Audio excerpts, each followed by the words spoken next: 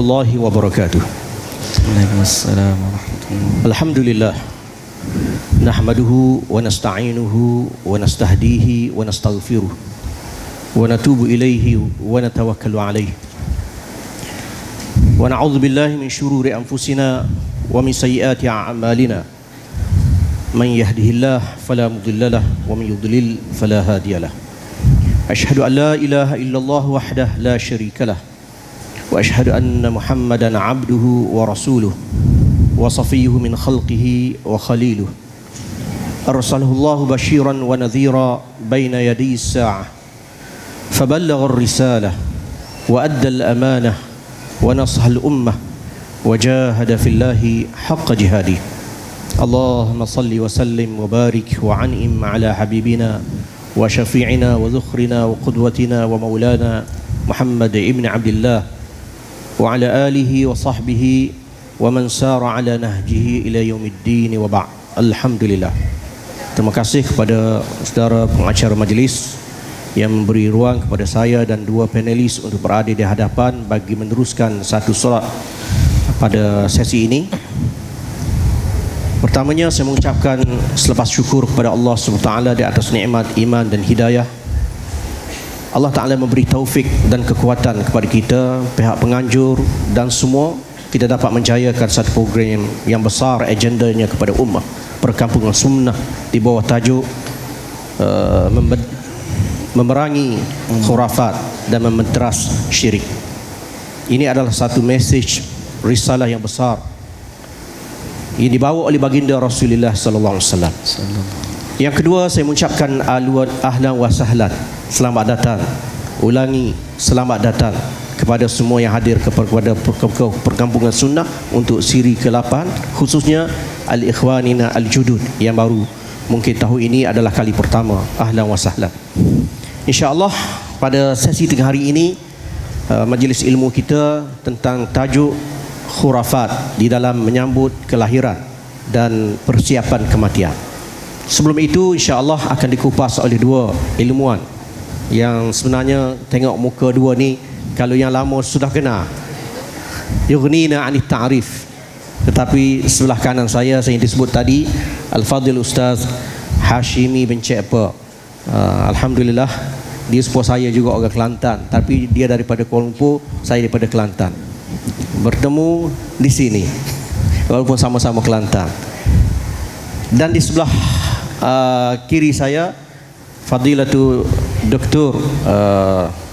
Profesor Madya Dr. Hafiz Abu Hafiz Salahuddin daripada Jabatan Pengajian Islam Al-Quran dan Sunnah, Jabatan Al-Quran dan Sunnah Universiti Islam Antarabangsa, nama yang dikenali oleh setiap kita insya-Allah. Saya rasa cukup dua ini boleh mengupas, menghadamkan kepada kita satu perbincangan tajuk khurafat di dalam menyambut kelahiran. Definisi khurafat, syirik telah kita ambil, telah kita kutip fahamannya daripada perbincangan di awal kemarin sehinggalah tadi banyak. Kita tak ulangi definisinya.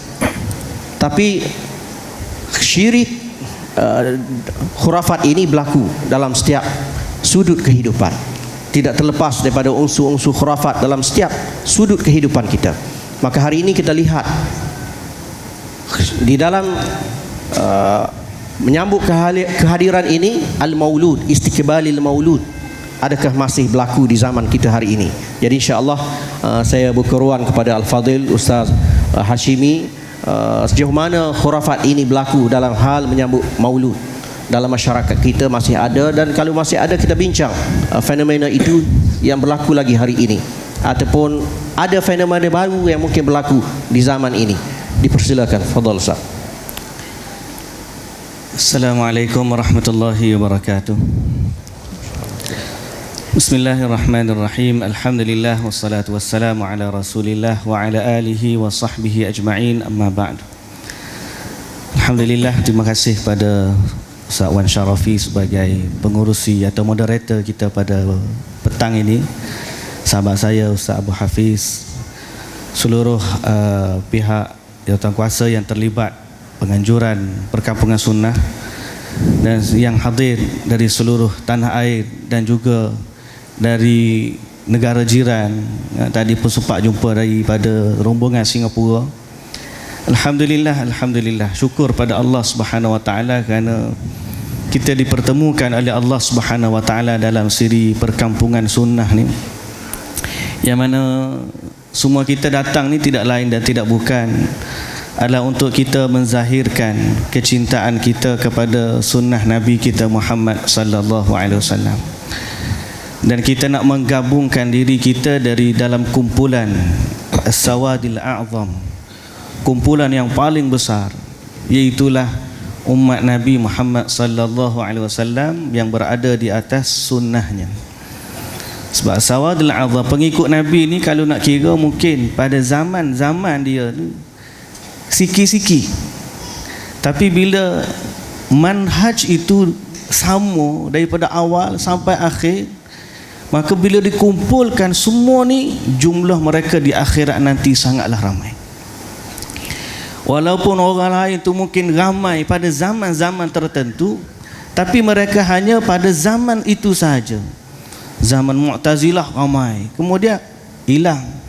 Kemudian mari pula zaman kumpulan-kumpulan tertentu ramai, lepas habis masa hilang pula. Mungkin ada kumpulan tarikat fulan, mati tok guru, mari tarikat anak murid dia pula, lepas tu mari tarikat anak murid lain. Tapi yang paling ramai sebenarnya ialah orang yang berada di atas manhaj sunnah Nabi sallallahu alaihi wasallam.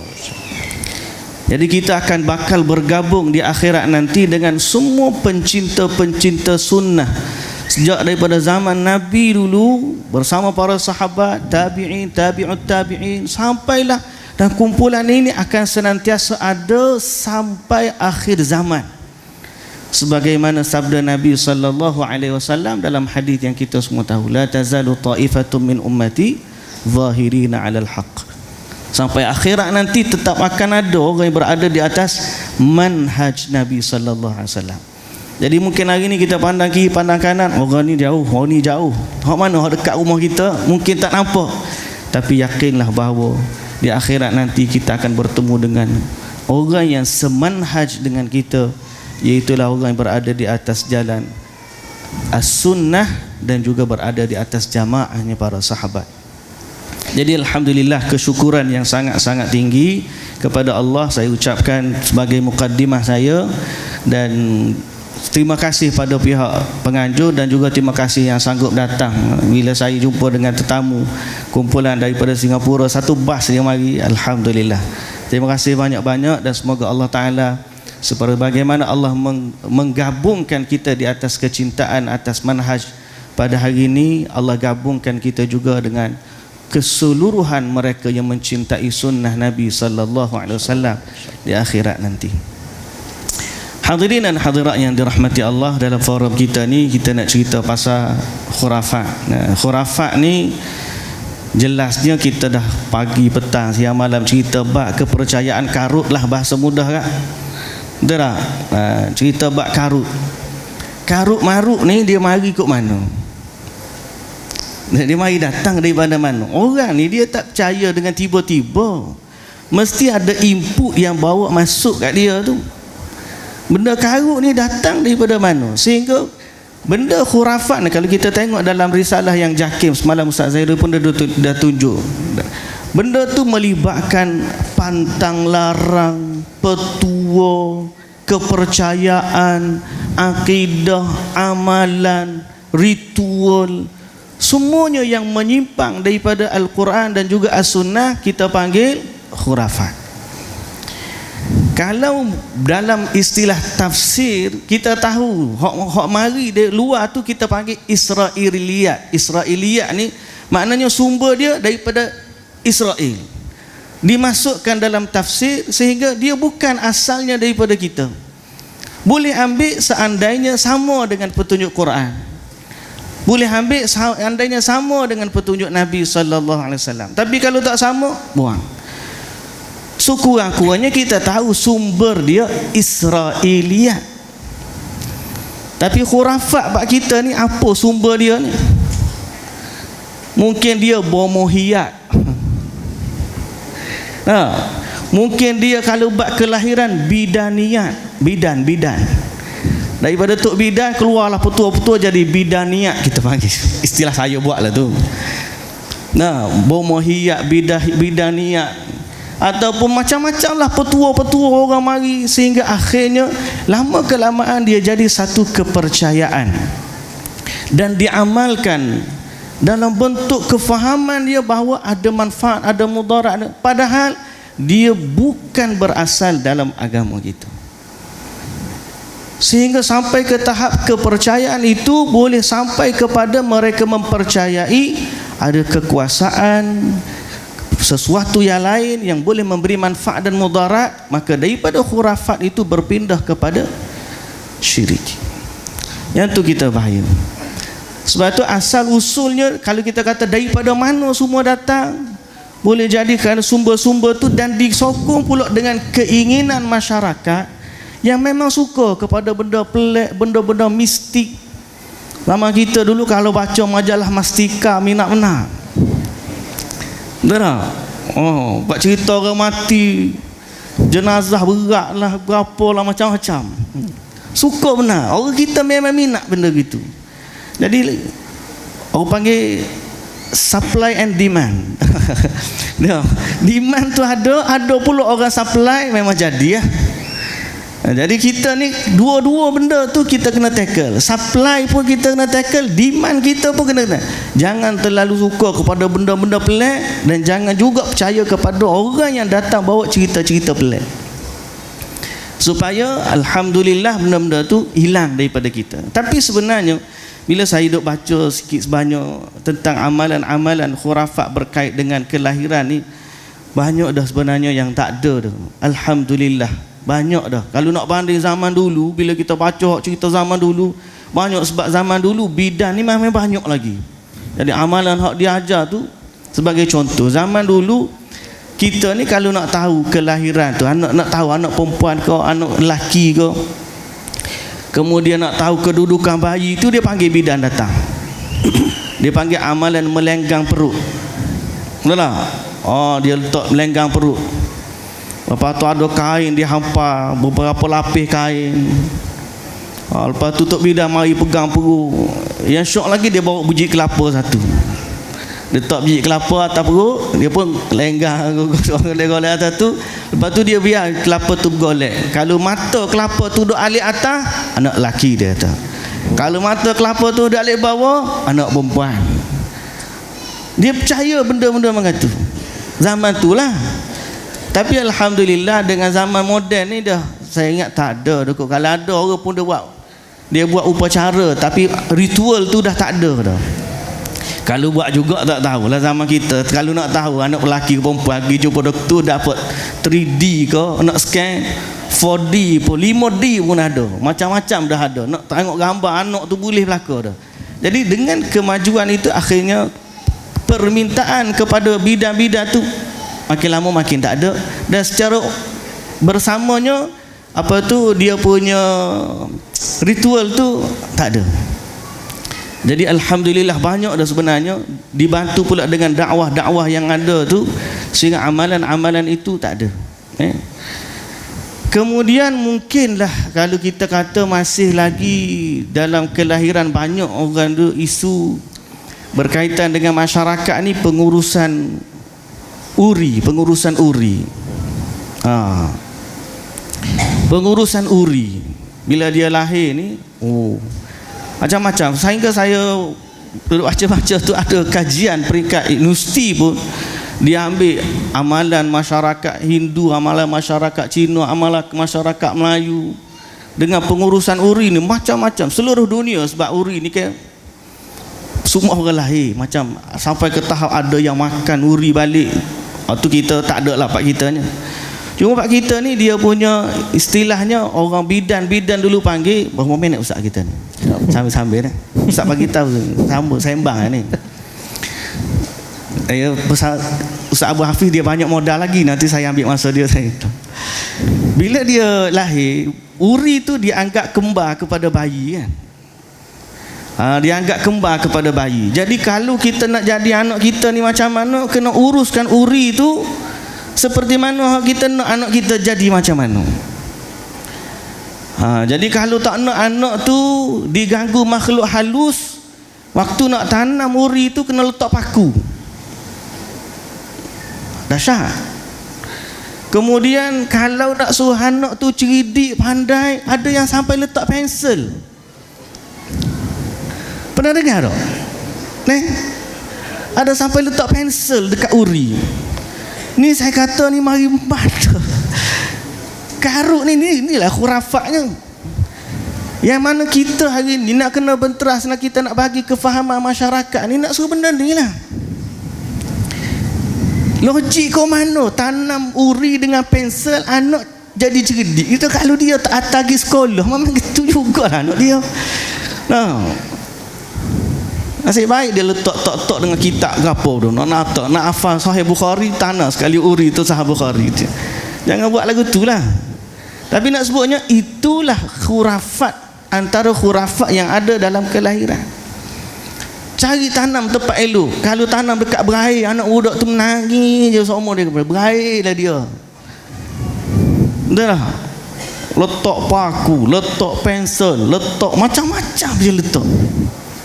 Letak asam keping. Kalau letak atas asam keping tu tanah dia ni bau sehingga menyebabkan binatang mari gali, tu menasabah lah. Adalah penjelasan tu, garam macam-macam.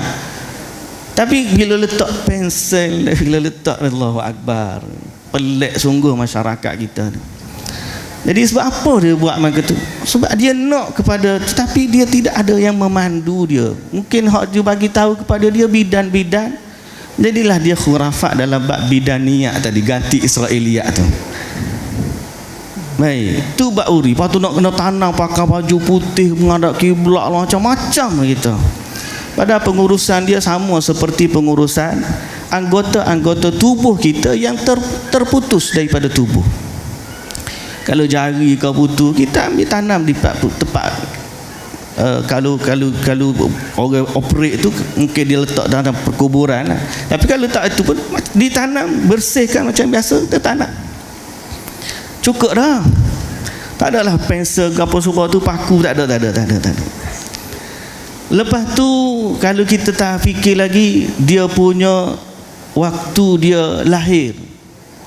Waktu dia lahir, lepas tu selesai uri. Lepas uri selesai, dia mari pula hak nak tahnik tu. Tahnik tu betul lah, dalam agama kita pun memang ada lah, para sahabat ni bawa anak-anak dia ditahnik oleh Nabi sallallahu alaihi wasallam. Tapi masalah dia di situ ada berlaku sedikit macam-macam tokok tambah dia. Bersamanya ada kepercayaan. Sebagai contoh kita kata pertama, tahnik dia mari ni nak ambil berkat daripada air liu untuk guru tu. Sehingga ada setengah-setengah mari dia kata, "Ustaz minta tolong tahnik." Saya kata, "Okey, biasanya budak-budak pun ada juga mari hantar kat kita, tapi kita kayaknya gitu ya. Lembut-lembutkan tangan ke apa. So tak ada lah kita masuk dalam mulut kita dah. Letak lembut lagi lepas tu letak air zam-zam sikit, masuk dalam mulut bayi. Ada setengah mari tu budak umur berapa? 3-4 tahun. Saya kata besarnya budak ni. Bapa pula ni kata, dia kata nak ambil berkat. Tak ada berkat kita kata, pasal dia ditanam dalam minda dia. Ni kita tahnik ni nak ambil air liu untuk guru ni, nak bubuh dalam mulut budak ni. Siapa kebesar pun ada lagi orang minum air liu untuk guru ni. Kefahaman tu ada. Padahal benda tu Allahu Akbar. Para sahabat tidaklah melanjutkan selepas daripada Nabi SAW wafat. Mereka tak adalah kata nak bersungguh-sungguh cari air liu Abu Bakar ke, air liu Umar ke, air liu Uthman. Kita tidak mendapati dalam riwayat perbuatan mereka pergi cari itu.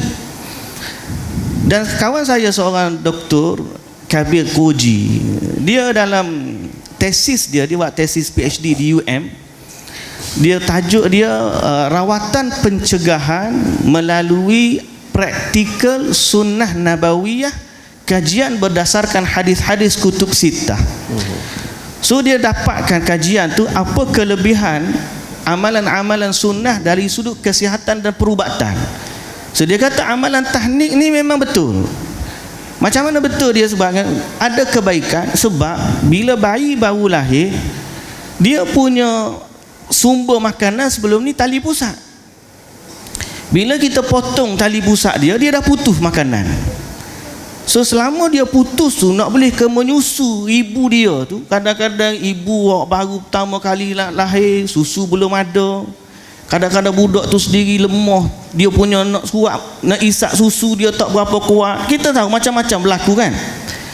So kawan saya tu buat kajian, dia kata amalan tahnik ni memang sama seperti orang bagi gula kepada penyakit orang hypo, kecil manis.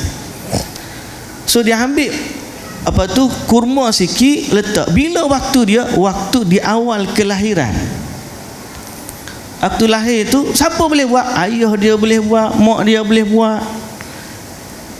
Kalau Nabi tak apalah, itu khas untuk Nabi. Tapi kalau orang siapa pun kat 3-4 tahun mari biu, so ustaz bubuh air liur dia dalam, ini benda-benda yang tidak ada dalam panduan agama.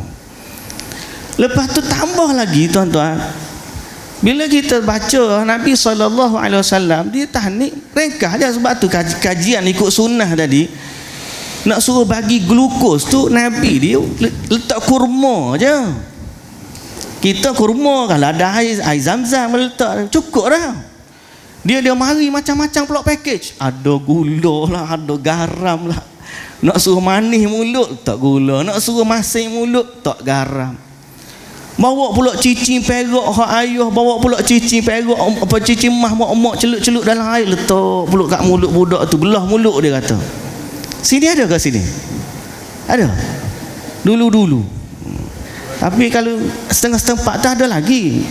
Dia letak cincin mah, saya sempat tengok lagi. Dia bawa dulang tu ada cincin perak, ada cincin mah.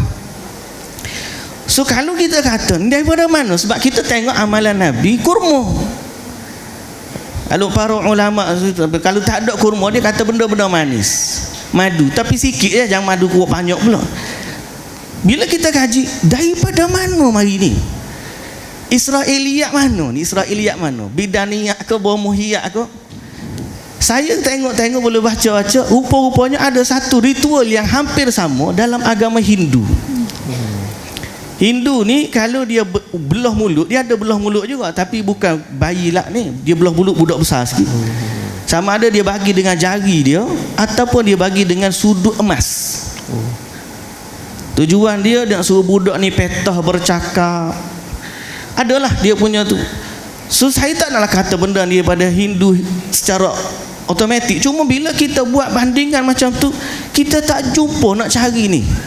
Daripada mana marinya amalan letak cincin emas dekat mulut bayi tu? Tak ada dalam agama kita.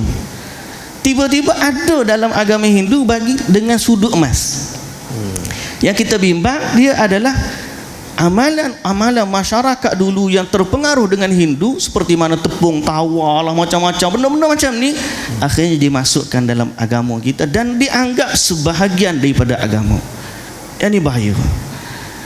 Sebab tu muslimin dan muslimat yang dirahmati Allah, benda-benda gini kalau kita tidak benteras dan kita tidak khabarkan kepada masyarakat, lama kelamaan dia akan menjadi satu bentuk uruf yang diterima. Padahal dia asalnya khurafat, asal bukan sumber, tak ada lagam. Tapi lama-lama orang akan anggap, oh semua orang lain buat berlaku, takkan salah kot. Akhirnya dia menjadi sebuah bentuk uruf masyarakat. Jadi itu beberapa contoh. Kalau kita nak kaji lagi, ada sebahagiannya dah hilang daripada masyarakat, ada sebahagiannya masih lagi diamalkan. Dan yang kita bimbang, dia benda ni kadang-kadang dia boleh muncul kembali dengan datangnya orang-orang tertentu yang ada kepentingan tertentu. Lalu dia berkata, aku dulu tengok orang macam ni buat macam ni juga. Dia pun tak ada sandaran daripada Quran dan hadis. Maka lama kelamaan wujudlah berbagai bentuk khurafat dalam amalan-amalan masyarakat. Itu beberapa yang saya boleh sebut. Wallahu ta'ala alam. Mungkin kita boleh sambung lepas daripada ini mula, insya-Allah. Terima kasih. Alhamdulillah. Saya nampak, kita lihat apa yang telah disebut oleh Fadil Ustaz Hashimi tadi. Beberapa contoh telah menjadikan kita faham gambaran perbuatan khurafat dalam hal menyambut kelahiran. Rasa hampir merangkumi dah. Cuma contoh terbaru tak tahu, takut ada lagi. Baik, Al-Fadil Doktor kita, kembali kepada Al-Fadhil Doktor untuk round pusingan pertama ni, masih pusingan pertama. Untuk part yang kedua, khurafat dalam menyambut kematian. Tetapi nak tambah lagi kalau ada apa yang telah disebut, silakan. Kita wiruan yang secukupnya. Silakan. Bismillahirrahmanirrahim. Assalamualaikum warahmatullahi wabarakatuh. Alhamdulillah wassalatu wassalamu ala Rasulillah, amma ba'd. Terima kasih kepada saudara moderator Ustaz Wan Sharafi dan juga sahabat saya Ustaz Hashimi. Baik. Kita diberikan dua keadaan ataupun dua situasi, iaitu kelahiran dan juga kematian. Dan di dalam ruang kita setiap tahun, program tahunan kita di Perkampungan Sunnah ini, saya kira ini dikongsi oleh bukan sahaja saya, panelis yang kedua ataupun para asatizah yang lain.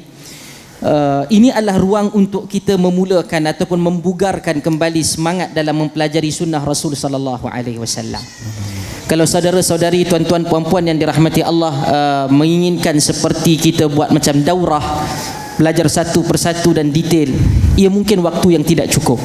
Tetapi ialah sebagai satu permulaan dan kemudian kita hadir dan balik ke tempat kita masing-masing.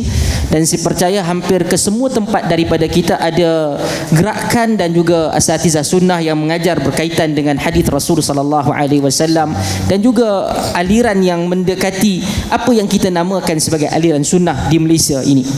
Baik. Dan sekiranya ianya tidak ada daripada secara fizikal, kita juga ada secara online. Dalam talian kita pelajari hal tersebut. Baik, apabila disebutkan tadi oleh Ustaz Hashimi berkaitan dengan kelahiran, dan kita akan tahu setiap daripada kelahiran itu akan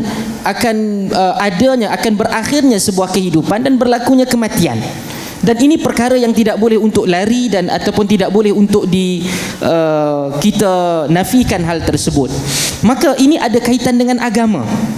Dan apabila ada kaitan dengan agama, agama ini menyangkut tentang keyakinan, tentang iman. Maka khurafat yang kita sebutkan, yang kita bincangkan, dan juga tidak dipisahkan dengan syirik ini, kerana khurafat adalah pintu yang paling dekat untuk sampai dan berlakunya kesyirikan kepada Allah Subhanahu wa taala. Inilah pintunya. Tadi Ustaz Hashimi sebut, dia kata kalau nak pandai ketika mana tanam uri, letak Sahih Bukhari kalau nak pandai. Ustaz bagi idea kat puak tu. Jangan sekali. Jadi bukan apa, kerana kebodohan ni dia tak ada limit. Kebodohan dan kejahilan ni tak ada limit. Nanti dia kata daripada kami letak pensil tu, baik kami letak laptop. Tapi dia buat jadi macam mana? Jadi macam geng-geng pada agama dan budaya lain. Dia rasa dia nak pergi jadi pandai ke, dia nak survive dekat alam yang satu lagi, dia bakar kereta tapi dalam keadaan kereta kotak. Hal yang sama mungkin dia akan buat. Sebab itu ketidakcerdikan ataupun bahasa kasarnya kebodohan ataupun bahasa akademiknya kejahilan itu, dia tak akan ada limit, dia akan pergi sampailah ke mana-mana sekalipun. Dan percayalah benda itu ada kemungkinan berlaku. Kesyirikan dan khurafat yang kita bincangkan sepanjang 3 hari 3 malam ini, insya-Allah kita akan dapati ada beberapa khurafat dan kesyirikan yang dibrandkan semula, yang dijenamakan semula. Dahulu tadi kami ada pre-council lah, kami ada bincang sebelum sampai. Kalau dahulu mungkin ada benda yang dia nak tilik nasib, dia panggil ambil busur daripada anak panah pada zaman ini, seperti yang disebutkan oleh Al-Quran kan dalam suratul Maidah. Dan selepas daripada itu ada agama lain yang letak kayu-kayu kecil dan dia goncang-goncang dan apa yang jatuh. Kemudian datang kepada orang kita khurafatnya lenggang perut, yang mana bucu kepada kelapa itu yang di atas ataupun di bawah menentukan. Dan sekarang yang kami bincang disebutkan dengan singgah tala garpu tala. Yang ini semua adalah perkara yang hampir tidak ada beza, kerana akhir sekali dia akan membawa kepada khurafat yang tidak ada sandaran dalam agama. Termasuk dia bukalah Al-Quran, dia buka mushaf, sekali nanti dia kata letak, dia bacalah, bagilah motivasi kok mana kok begini, buka saf ataupun buka surat yang pertama yang dia buka dan ayat mana yang dia nampak. Jadi masalah awak berdasarkan itu. Nampak, dia dah advance. Dia tak gunakan kayu, dia tak gunakan busur, dia tak gunakan apa, dia gunakan mushaf. Dia kata takkan saya buka Quran salah Ustaz. Tapi konsep awak itu tidak jauh beza daripada apa yang berlaku ribuan ataupun 1000 tahun yang lalu. Dan agama ini tertegak atas dua, al-amru bil ma'ruf wan nahyu 'anil munkar. Tatkala mana kita meminta supaya melawan agar syirik dan khurafat ini dilawan, dan insya-Allah nanti juga kita perlu untuk balancekan. Kita perlu untuk jadikan sama rata. Dalam keadaan kita perangi benda khurafat dan syirik, kita ajar dan kita normalizekan apa dia sunnah Rasul sallallahu alaihi wasallam di dalam ketika berlaku kelahiran ataupun berlaku kematian. Dan hal ini, sebab itu di kalangan para ulama salaf menyebutkan tatkala bid'ah ke ataupun khurafat ke ataupun syirik dibiarkan hidup, maka ianya akan mematikan sunnah Rasul sallallahu alaihi wasallam. Maka inilah tugas kita dalam perkampungan sunnah pada tahun yang ke-8, pada edisi ke-8, untuk ihya'us sunnat Rasul sallallahu alaihi wasallam, untuk menghidupkannya sebagai satu badil alternatif yang berlaku dalam masyarakat kita supaya khurafat dan kesyirikan itu mati dan tidak ada ruang. Maka tatkala berlakunya kematian ini, dia bukan sahaja waktu pengurusan kematian, tetapi rentetan daripada itu ia dilakukan kerana bila matinya satu jasad dan jasad itu dianggap adanya kemuliaan dan adanya karamah dan sebagainya, maka dia akan berlanjutan. Maka adalah beberapa isu yang muncul, biasa yang kita tahu ratapan. Bagi orang kita ni mungkin meratap ni ada, tetapi dia tidak se ekstrim Arab ataupun di benua India, yang mana Nabi sallallahu alaihi wasallam, Nabi sebut dalam hadis yang sahih riwayat Imam Muslim, bagaimana dua perkara ithnatan kufrun yang membawa kepada kekufuran, yang mana dia melaknat kepada nasab dan juga meratapi kepada kematian. Dan dia merasakan bahawa habislah kehidupannya, dia mengoyakkan baju. Kerana tabiat-tabiat ini selalunya berlaku menghampiri kepada seseorang itu dikebumikan, maka di peringkat awal Nabi SAW mengharamkan sama sekali, melarang sama sekali untuk menziarahi kubur. Dan selepas daripada itu Nabi kata fazuruhal an, dan kamu ziarahlah sekarang, fa innahu tudzakirukum bil akhirah, kerana itu akan mengingatkan kamu kepada akhirat. Juga adalah sebahagian di kalangan para sarjana yang menyatakan ia kekal kepada wanita dilarang dan ia tidak diberikan kepada dan dibenarkan kepada orang lelaki saja, dan ada yang menyatakan ia terbuka kepada kedua-duanya. Baik, meratapinya dalam waktu yang sama tidaklah dilarang untuk menangisi dan juga bersedih. Hal itu berlaku kepada Nabi SAW dalam kematian Ibrahim, anak baginda SAW bersama dengan Maria Qibtiyah, ketika dia meninggal pada sekitar umur 18 bulan, dan Nabi SAW menangisinya sehingga para sahabat bertanya, yang ni kenapa Rasulullah? Kerana Nabi SAW dianggap satu orang yang sangat kuat jiwanya, hebat baginda, tetapi Nabi SAW juga menyayangi anak baginda ketika mana meninggal, dan Nabi SAW menangisinya. Dan ini adalah perkara yang perlu untuk kita tahu beza antara kedua, meratapi dan juga untuk menangisi. Dan perlu faham, sehingga melampau secara ekstrim, hal ini sangat-sangat perlu untuk dijaga. Terutamanya ada juga benda yang khurafat.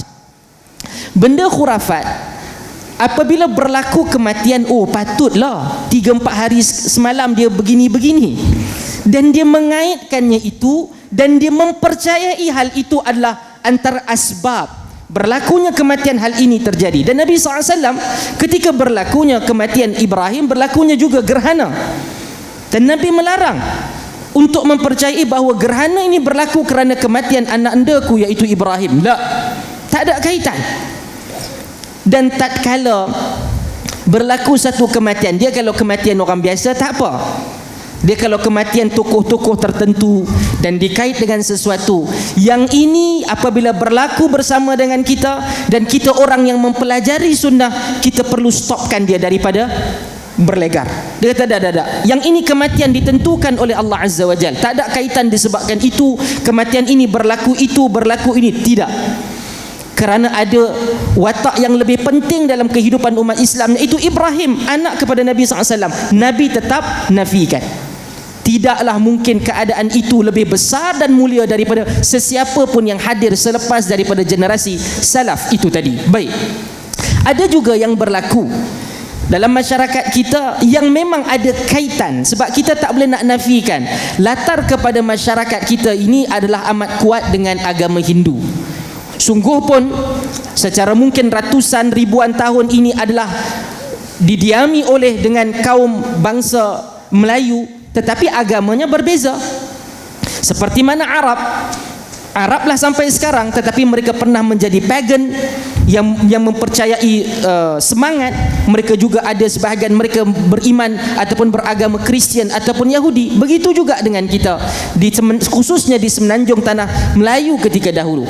Agama asal ataupun agama yang awalnya hadir itu adalah Hindu. Maka keterikatan dalam banyak amalan-amalan kita tak boleh untuk dipisahkan, ada unsur tersebut. Berlaku kematian, dia tutup dengan kain putih, cermin ataupun gambar, kan? Ia mungkin macam dia katakan bahawa untuk menghormati. Tak. Kerana di situ ada latar dia. Kerana di dalam Hindu melihat kepada roh ataupun hantu dia itu, bila balik dia tak boleh tengok muka sendiri, nanti dia terkejut. Kau wallahu a'lam. Tapi itulah asal dia. Dan mereka pun adalah dalam amalan khurafat mereka bakar dengan mercun, mereka tak benarkan begitu dan begini supaya menakutkan roh-roh ini. Dan tuan-tuan puan-puan yang dirahmati Allah, kenapa kita sampai tahap untuk mengingatkan masyarakat kita, umat Islam kita terhadap hal tersebut? Kalau kita join, kan lebih syok. Kurang-kurang kami tiga ni boleh jadi tekong. Untuk al-amru bil ma'ruf wan nahyu 'anil munkar ini, dia ada risiko dia. Suruh orang mari kita buat, semua orang seronok. Tapi bila dia dah buat, kita kata tak boleh buat ni. Yang ini dia pantang. Untuk Nabi SAW turun ke tengah-tengah Mekah dan memberitahu, tak apa, hampa pergilah sembah yang sana tu, nanti habis sana mai datang sini salat sekali dengan kami. Boleh. Mungkin mereka tak marah, tapi dah asyhadu an la ilaha illallah, aku bersaksi bahawa tiada Tuhan melainkan Allah. Bermaksud Tuhan dan sembahan yang kau ambil itu salah. Dia bila ada an-nahyu 'anil munkar ini, dia akan berlaku pergeseran, sama ada sedikit ataupun besar. Puluh tahun, ratusan tahun diamal di tempat kita, mai budak muda ni tiba-tiba kata salah. Ish. Dan agama ini milik Tuhan, bukan milik kita. Siapa pun di antara kami yang mengajar sesuatu yang bercanggah dengan Quran dan Sunnah, kami sendiri ajarkan, tinggalkan kami. Sebab agama ini bukan milik kami, milik Allah Ta'ala. Dan kita akan kembali kepada Tuhan selepas akhir ni. Walaqad ji'tumuna furada kama khalaqnakum awwala marrah. Kamu semua akan kembali kepada Allah dalam keadaan bersendirian seperti mana kamu diciptakan kali pertama. Saya akan berdiri depan Tuhan, tuan-tuan akan berdiri depan Tuhan, akan mempertanggungjawabkan apa yang berlaku, yang dilakukan kepada kita. Dan khurafat yang membawa kepada syirik ini bukan sahaja dosa besar, ia membatalkan, kalau ia sampai kepada syirik, membatalkan segala kebaikan yang kita buat. Kosong. Sebab itu kita mengambil tema ini, dan tema ini diangkat pada setiap masa. Ia sangat berat. Dan kita balik belajar perlahan-lahan. Ada yang mungkin siapa pun mula untuk belajar tentang sunnah akan fikir, ish, takkan selama ni salah. Siapa pun yang mungkin dah belajar 3 tahun, 4 tahun, 10 tahun, 20 tahun, ketahuilah ketika bermula mengenali gerakan ataupun aliran sunnah, akan berlaku pertembungan dalam hati. Ish, takkanlah salah. Mak ayah aku buat, tok ayah, tok wan, tok semualah ni buat, tok ni. Kerana ia sebati dalam hati, pertembungan di dalam jiwa ini lebih susah untuk dileraikan. Tapi apabila kita mengetahui dan sebut dalam akal kita, ini agama Tuhan, bukan agama nenek moyang saya. Quran ketika melawan puak-puak Quraisy yang awal, mereka jawab apa? Benda ini telah kami berlaku pada ajdadina, tok nenek kami, kan ayat sama. Maka tanya diri sendiri, kerja kami memberikan penjelasan, selepas daripada ini akan ada kelas mingguan, bulanan, kita akan jelaskan. Tapi akhirnya adalah, adakah kita benar-benar beragama ini untuk menafikan syirik, bagi mentahqiqkan ataupun memastikan kita sampai kepada sunnah Rasul sallallahu alaihi wasallam. Saya kira ada beberapa yang lain, ada banyaklah benda yang terakhir berkaitan dengan bagaimana selepas berlakunya kematian yang sedang hidup dalam masyarakat kita, memohon keberkatan, memohon pertolongan daripada orang yang telah mati. Yang ini sebab minggu ni dia pertembungan banyak program Satu Malaysia. Ada di tengah, ada di utara, ada di selatan, semua nak buat. Saya tak tahu pasal apa, mungkin pasal PRN kan. Jadi apabila agama akhirnya setelah seluruh, sebab itu bila kita belajar sunnah, rujukan kita kepada pengamalan selepas daripada Nabi itulah sahabah dan juga para tabi'in. Benda yang tak wujud, mereka faham yang sama, ayat yang sama, rujukan yang sama, tetapi daripada practicality itu tidak berlaku kepada salaf, berlaku kepada generasi selepas ini. Dia jumpa yang dalam, minta pertolongan, walaupun kita baca tak boleh. Itulah yang berlaku di kalangan yuqarribuna ila Allahi zulfa. Kami mohon berhala ni untuk dekatkan diri kepada Allah Ta'ala saja. Kalau kumpulan yang lain, percayalah dia akan jadikan dalil yang sama, dia pusing ke lain untuk membenarkan. Cukuplah kita beragama dengan agama Nabi SAW seperti mana ia diturunkan, dan kalau kita berpegang dengan itu sahaja tanpa mengurang dan lebih, hampir pasti insya-Allah kita akan selamat dan bersama baginda sallallahu alaihi wasallam untuk menafikan khurafat yang membawa kepada syirik dan berpegang kepada sunnah Rasul sallallahu alaihi wasallam. Wallahu taala alam. Kembali kepada Dr. Abu Hafiz, gambaran tentang khurafat yang berlaku dalam menyambut kelahiran. Ada lagi acara-acara, kadang-kadang separa rasmi beberapa peringkat dalam masyarakat, peringkat atasan atau bawahan, ada ritual khurafat yang dilakukan semasa menguruskan kematian. Cuma saya tertarik pada Al-Fadhil Ustaz Hashimi tadi, versi baru khurafat yang diperkenalkan selari dengan milenium dan zaman, tetapi benda itu kadang-kadang sebagai tambahan, gambaran khurafat ini boleh berlaku. Mungkin boleh tambah lagi. Dan satu lagi, apabila kerana tadi Ustaz Hashimi telah sebut punca-punca itu lupus dengan peredaran zaman, alhamdulillah, tapi kita bimbang akan berlaku. Tapi dalam masa sama memperkenalkan sunnah dalam menguruskan kematian dan sunnah dalam menyambut kelahiran perlu kita itu sebagaimana disebut oleh Dr.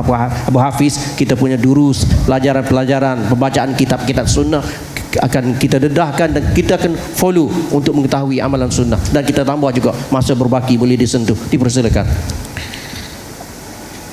Assalamualaikum sekali lagi. Terima kasih kepada tuan moderator kita dan juga sahabat-sahabat semua.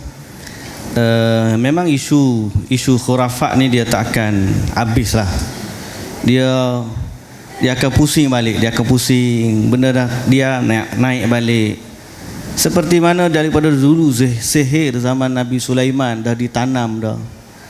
Kemudian mari pula syaitan menyamar dan bagi kata kepada orang Yahudi bahawa Nabi Sulaiman dulu berkuasa adalah sebab dengan sihir.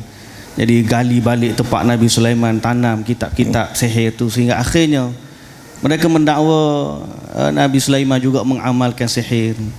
Sehingga dikatakan dalam Quran, wattaba'u ma tatlu syayatinu ala mulki Sulaiman wa ma kafara Sulaiman. Nabi Sulaiman tak pernah jadi kufur, tapi walakinna syayatina kafaru yu'allimuna an-nas as-sihr. Syaitan sebenarnya dia buat, tapi dia ni akan timbul balik. Dia akan wujud orang-orang watak-watak yang berkepentingan dalam isu ni, dan dia akan memunculkan benda tu balik. Bila Ustaz Abu Hafiz sebut pasal mati tadi, pagi tadi saya ingat Baba Wan Syukri kita sebut, kenapa mereka sangat suka memuja ruh orang mati, kerana pada dia waktu dia hidup ni tak begitu suci lagi. Sebab roh bila duduk dalam tubuh dia masih ada najis. Betul tak? Tapi bila dia mati, dia dah keluar daripada tubuh, kemudian duduk di dalam kubur, roh tu sudah berpisah daripada tubuh dia yang dulu. Cuma dia duduk dalam alam barzakh tu, maka dia lebih suci daripada waktu dia hidup. Kefahaman tu yang kita kata asasnya mana fikir lagu tu. Mari pula ada orang kata dalam kubur lagi boleh tolong orang banding orang hidup. Sebab dalam hidup ni kita kena kerja, kita kena gitu, kena begini, nak orang nak tertolong, nak telefon pun payah nak angkat. Nak makan, nak minum. Dia kata dalam kubur tak ada makan, tak ada minum. Lah orang minta tolong dengan dia lagi boleh dia. Ni khurafat mariman. Tapi adalah kan orang yang menghidupkannya kembali. Sama ada bentuk yang lebih moden. Ilmu kerohanian sekarang ini kita panggil New Age Movement, Law of Attraction kita ni. Magnet kebahagiaan. Nama dia pun cantik, magnet kebahagiaan. Macam mana kita nak bahagia, macam mana kita nak tarik rezeki, macam mana begini. Akhirnya macam-macam muncul. Jadi benda-benda ni sangat-sangat bahaya. Bermula daripada sikit, kemudian dia kepada syirik tadi, sampai ke tahap meminta dan sebagainya.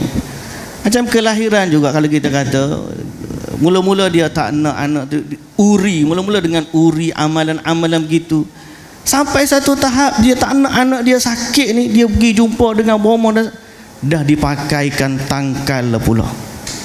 Ada letak ikat dekat ni apa, benang hitam, tak nak bagi cacing lah, ikat dekat leher, ikat dengan tangan, ada ikat dekat pinggang. Betul tak? Masih lagi tak berlaku dalam masyarakat. Bermula daripada khurafat tu, akhir sekali dia pergi kepada tangkal, pergi kepada azimat, dan boleh menjerumuskan orang tu dalam kesyirikan. Yang ni yang kita takut sebenarnya. Dan kita mintalah kepada Allah Subhanahu Wa Taala agar Allah jaga kita semua. Muslimin dan muslimat yang dirahmati Allah, isu ni sebagaimana saya kata tadi tak akan berhenti, tapi yang boleh menyelamatkan kita ialah kembalinya kepada manhaj Nabi kita Muhammad sallallahu alaihi wasallam. Sebab hajat manusia ni seperti mana orang-orang lain pun, kita ni semua sama. Hajat kita ni tak nak mudarat, hajat kita ni nak manfaat, tak nak sakit, nak sehat, nak rezeki, nak kaya, tak nak miskin, tak nak diganggu oleh syaitan, nak duduk kebahagiaan dunia, nak duduk kebahagiaan akhirat. Kita semua ni lebih kurang sama je. Hajat keperluan, sebab kita ni insan yang Allah Ta'ala lekat tak, fitrah kita sama. Cuma yang membezakan kita ialah bagaimana kita jalan kita mencari apa yang kita hajati itu dengan cara mana, itu yang membezakan kita.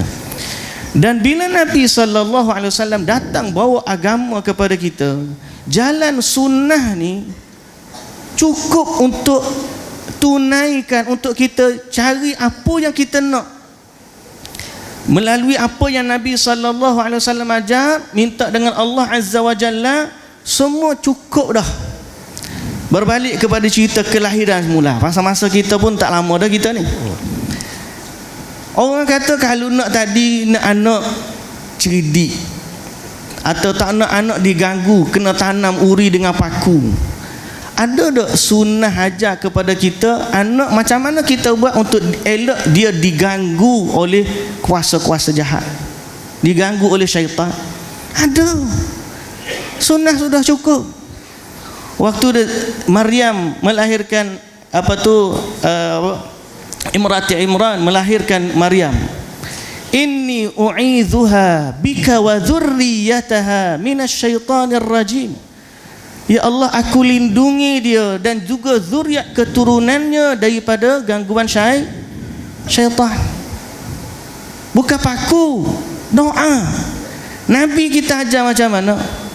Nabi doakan Hasan dan Husain, u'idzukuma bikalimatillahi tammati min syarri ma khalaq. U'idzukuma bikalimatillahi tammah min kulli syaitanin wa hammah wa min kulli ainin lamma. Ada sunnah kita. Kita nak cerdik, tak kena pensel Sahih Bukhari tu saya tarik balik. Nanti ada pula sungguh orang buat nanya saya ni. Ada dari mana tak sebut dalam perkembangan sunnah hari tu. Memang kita nak suruh anak kita hafal Sahih Bukhari. Nah, sekat ni sudah. Contoh tu bukan untuk dipraktikkan. Kalau nak betul anak cerdik, bukan itu caranya. Rumah kita disenantiasa baca Quran. Doakan anak kita, Allahumma faqihhu fid din wa 'allimhu ta'wil. Rabbi zidni ilma warzuqni fahma. Hatta anak kita pergi belajar, hatta dia pergi sekolah hafal Quran, hafal hadis. Elokkan daripada hantar pergi sekolah-sekolah memang amalan-amalan dia hanya menyimpang daripada Al-Quran dan juga sunnah. Duduk sekolah ngapa Quran, apa hafalan dia tu lebih lagi daripada Al-Quran. Qasidah dia lagi banyak daripada Al-Quran dia ingat. Yang kalau kita nak cerdik, ada cara daripada sunnah. Kalau kita nak sihat, ada cara daripada sunnah. Kalau kita nak selamat daripada gangguan syaitan, ada cara daripada sunnah. Sebab cara-cara yang Nabi SAW ajar, bila kita buat, kita dapat dua. Pertama, hajat yang kita nak tu tertunai dari sudut maslahat di kita, dinan wa dunia. Sama ada hajat maslahat tu berkait maslahat dunia ataupun maslahat agama. Yang kedua, bukan sekadar hak kita nak tu tercapai, kita dapat pahala ibadah. Sebab kita buat sesuatu mengikut panduan daripada Nabi kita Muhammad sallallahu alaihi wasallam. Jadi sebab itu hadirin dan hadirat yang dirahmati Allah, tidak ada jalan lain. Kalau kita nak fikir dia akan senantiasa pusing, senjata keselamatan, benteng yang menyelamatkan kita, sekali lagi saya tegaskan, ialah kembali kepada sunnah Nabi sallallahu alaihi wasallam. Wallahu taala alam. Saya kembalikan kepada moderator. Kembali kepada sunnah Nabi sallallahu alaihi wasallam, itulah yang terbaik yang menyelamatkan kita insya-Allah. Dan kita ada berbaki 5 minit ataupun 6 minit untuk Dr. Abu Hafiz buat conclusion insya-Allah di atas tajuk ini. Dipersilakan. Baik. Tadi kita bercakap berkaitan dengan khurafat, dan kita tahu dan khurafat, kepelikan benda ini akan nak diriskan ataupun nak disenaraikan akan begitu panjang. Dan untuk mencabutnya daripada masyarakat, khususnya dalam keluarga kita sendiri, tak mudah. Khurafat yang boleh bawa kepada kesyirikan. Ada sebahagian orang yang cuba untuk lari dan Allah Ta'ala uji dia. Contohnya ada kesyirikan yang tahunan dia buat, dan kemudian bila tahun tu dia dah belajar sunnah dan dia tahu perkara itu haram dan dia tak buat, dan diujinya dia tak buat itu, berlaku seperti mana apa yang dikatakan, dan memang itu untuk menguji keimanan dia. Ahasiban nasu ayyutraku ayyaqulu amanna wa hum la yuftanun. Adakah mereka itu menyatakan kami beriman tanpa mereka itu diuji? Dan memang akan ada, dan itu tidak mudah. Dan daripada nasihat-nasihat yang tadi, sehingga sebelum daripada ini, asasnya adalah belajar. Bagaimana nak nafikan akal, nak menafikan khurafat dan syirik ini? Gunakan akal sihat. Gunakan akal yang Allah Ta'ala berikan. Akal dalam agama ini sangat instrumental. Orang kata, oh jangan guna akal, jangan guna akal. Hanya orang gila sahaja yang tak guna akal. Jangan guna akal itu adalah apabila kita berada dalam ruang lingkup ranah yang bukan bidang kita. Contoh akidah. Allah Ta'ala, seperti mana ada banyak berkaitan dengan Allah Ta'ala, itu adalah perkara sam'iyat yang kita dengar daripada Quran dan Sunnah untuk kita percaya. Benda ghaibiyat yang kita tidak boleh untuk pergi lebih daripada itu. Ya, tapi dalam banyak perkara tentang hukum hakam, tentang hadis, siapa yang belajar tentang ilmu hadis akan tahu 80 ke 90% lebih daripada ilmu hadis itu adalah perkara yang bersifat logik, menggunakan akal. Orang dakwa begini, dakwa begitu, kerja kita adalah bertanya kembali, betul ke macam ni? Kita pun tanya, jangan tanya nak bagi gaduh.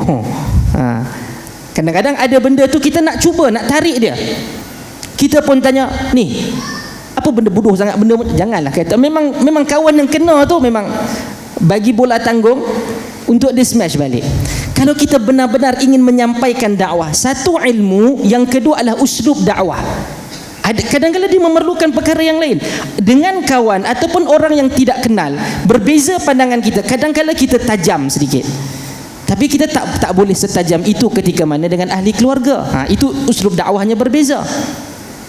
Maka belajar dan gunakan akal sihat. Gunakan akal ketika mana, dan apabila yang ini mungkin sama ada untuk isu khurafat, isu syirik, isu sunnah dan yang lain-lain, aliran untuk mempelajari dan memahami agama ini sangat-sangat penting. Ia membentuk pemikiran kita. Membentuk pemikiran kita. Kalau kita berada pada mana-mana satu aliran yang, contoh saya masuk dalam kelas, saya mengajar kepada orang, kepada anak murid saya untuk glorify myself, untuk jadikan diri saya ini begitu mulia dan diangkat, itu adalah satu aliran yang kita perlu letakkan garis merah. Kerana apabila kita berbincang daripada semalam sampai kepada hari ini, perkara yang kita jadikan rujukan kalam Allah dan juga kalam Rasul sallallahu alaihi wasallam, itu yang kita cari dalam agama ni. Tiba-tiba jumpalah mana-mana pihak ataupun mana-mana aliran, dia kata saya ni wali daripada wali Allah. Apabila jumpa dengan saya perlulah begini, dan orang pergi buat ekstremism, melampau ta'assub depan dia tak cakap apa. Walaupun ia digunakan dalam isu nikah, as-sukut alamatur ridha, tapi benda ini menggambarkan perkara yang boleh membawa kepada khurafat dan kesyirikan. Di hadapan awak dipanggil dengan apa nama sekalipun gelaran, bila berlaku hal-hal tersebut yang membawa kepada khurafat dan syirik, anda perlu untuk bersuara. Benda ni jangan buat. Ada orang kadang puji yang tidak pernah letih dan tidak pernah mengantuk untuk melakukan mana boleh, yang mengantuk adalah ayatul kursi, tak mengantuk tu Allah. Jadi benda yang ekstrim ini akan pergi kepada kerosakan dan kehancuran. Maka belajar dan belajar. Dan bila belajar, pastikan kita ini benar-benar belajar, bukan sekadar orang pergi kuliah nak pergi kuliah juga. No, ia membawa kepada kefahaman. Di situ menyebabkan kita menjadi alim. Mungkinlah tidak alim sampai kepada mujtahid mutlak, sekurang-kurangnya kita memahami nas ini memberitahu apa, nas ini tidak memberikan apa. Kalau nak pergi kepada yang lain, nak jadi ustaz, kan, nak jadi mufti sebagai contoh, janganlah tak kerti cakap Arab. Orang duk marah kan benda tu. Bukan kita tegur supaya pada ustaz sekolah, kalau mufti cakap pun tak muncul mubtada khabar, letih kalau mufti macam tu. Maka beginilah apabila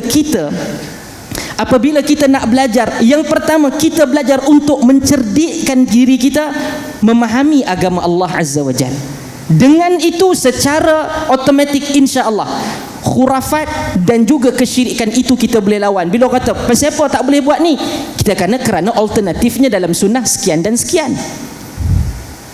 Bila kita mengisi vacuum itu, kesalahan khurafat dan syirik itu dengan sunnah, insya-Allah perkara itu dapat untuk dihindari.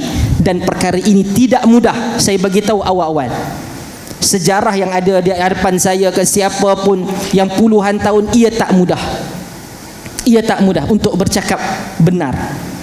Kadang orang tanya tentang benda satu soalan, kita kata nak jawab tak jawab. Kalau jawab orang kata Wahabi, nanti ada rentetan yang lain. Dan kita pun yang kalau kata baru belajar pun jangan agresif sangat. Itu pun saya nasihat juga. Kan, jangan agresif sangat. Kumpul dulu ilmu yang secukupnya untuk bersembang ke, berdialog dengan dalam masyarakat kecil tempat kita ke. Yang penting apa kunci dia? Belajar bagi cukup ilmu dan bagi tambah ilmu dan cerdik di dalam berkaitan dengan akidah, berkaitan dengan tafsir, berkaitan dengan ibadah. Kuncinya adalah belajar, dan itulah apa yang ada dalam gerakan dan aliran ini. Ia tidak membesarkan mana-mana ustaz, ia tidak untuk mentakdiskan mana-mana ustaz, tetapi hanya satu sahaja, memuliakan dan mentakdiskan Allah Azza wa Jal dan mengikut Rasulnya sallallahu alaihi wasallam. Wallahu taala alam. Terima kasih dan saya serahkan kembali kepada tuan moderator. Terima kasih kepada Al-Fadhil Dr. Abu Hafiz dan juga Al-Fadhil Ustaz Hashimi di atas apa yang telah dikupaskan, dihidangkan kepada kita yang jelas. Jadi saya tutupi perbincangan ini dengan akhir kalam bahawa kembali kepada sunnah Nabi sallallahu alaihi wasallam yang ditinggalkan, alal mahajjatil bayda lailuha kanahariha, di atas layar yang putih yang jelas, la yazighu anha illa halik, tidak tergelincir daripada landasan ini melainkan orang yang binasa. Dan yang kedua, apa yang dibawa oleh kitabullah dan sunnah Rasulullah sallallahu alaihi wasallam adalah selari dengan fitrah kejadian yang diperdukan oleh manusia, dan juga al-aqlus salim yang diterima oleh akal yang waras. Di atas itu marilah sama-sama kita akhiri majlis ini. Wabillahi taufiq wal hidayah. Wassalamualaikum warahmatullahi wabarakatuh. Waalaikumsalam warahmatullahi wabarakatuh.